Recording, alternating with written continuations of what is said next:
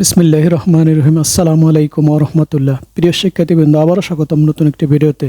তবে মূল পর্বে যাওয়ার আগে বরাবরের মতো রিকোয়েস্ট, চ্যানেলটি সাবস্ক্রাইব করে চ্যানেলের সঙ্গে থাকুন যাতে নতুন ভিডিও আপলোড করলে সহজে পেয়ে যান।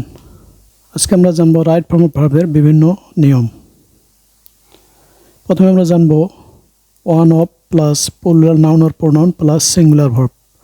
ওয়ান অফ শব্দটির অর্থ হলো অনেকের মধ্যে একজন, কাজে এটি সিঙ্গুলার সাবজেক্ট হিসেবে ব্যবহৃত হয়।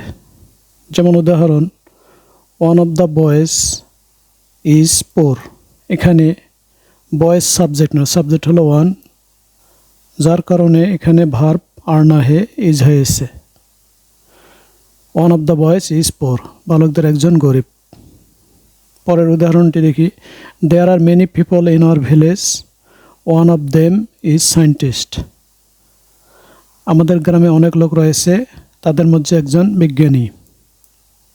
এখানেও সাবজেক্ট ওয়ান অফ, দেম নয়, যার কারণে এখানে আর না হে ভার্ব ইজ হয়েছে। পরের রুলটি হলো most of plus plural noun or pronoun plus plural verb. তাহলে মোস্ট অফ মানে হলো অধিকাংশ। যেমন most of the students of this school are brilliant. এই স্কুলের অধিকাংশ ছাত্রই মেধাবী। এখানে মোস্ট অফ হলো সাবজেক্ট, যার কারণে ভার্ব ইজ না হে আর হয়েছে। There are many people in our village, most of them are farmers. আমাদের গ্রামে অনেক লোক আছে, তাদের অধিকাংশই কৃষক। এখানে মোস্ট অফ সাবজেক্ট হওয়ার কারণে ভার্ব ইজ না হে আর হয়েছে। পরের রুলটি হলো preposition plus verb plus ING অথবা জেরান্ড। আমরা জানি ভার্বের সাথে আইএনজি যুক্ত করে যদি সেটা নাউনের মতো কাজ করে তবে সেটিকে জেরান্ড বলা হয়।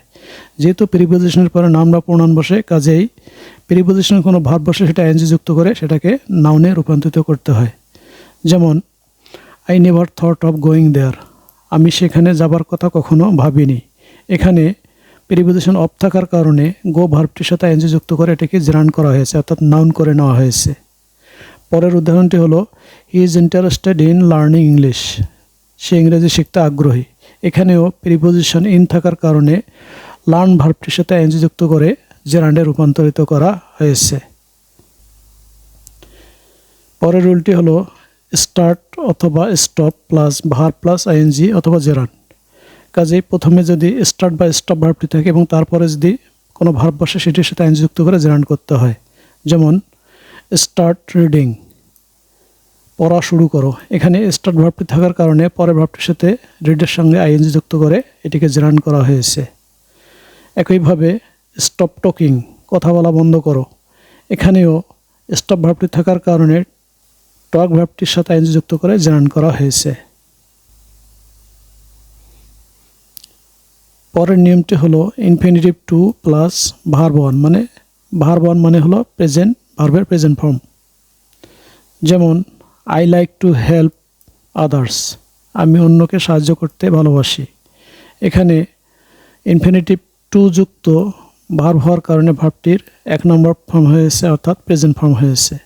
কারণ টু এর পরে সবসময় ভার্বের এক নম্বর ফর্ম হয়। পরের উদাহরণটা দেখি, he decided to go abroad.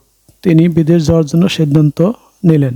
এখানেও টু এর পরে এই ভার্বটি বসার কারণে এক নম্বর ফর্ম হয়েছে, অর্থাৎ প্রেজেন্ট ফর্ম হয়েছে। কাজে ইনফিনিটিভ টু এর পরে ভার্বের প্রেজেন্ট ফর্ম হয় অথবা এক নম্বর ফর্ম হয়।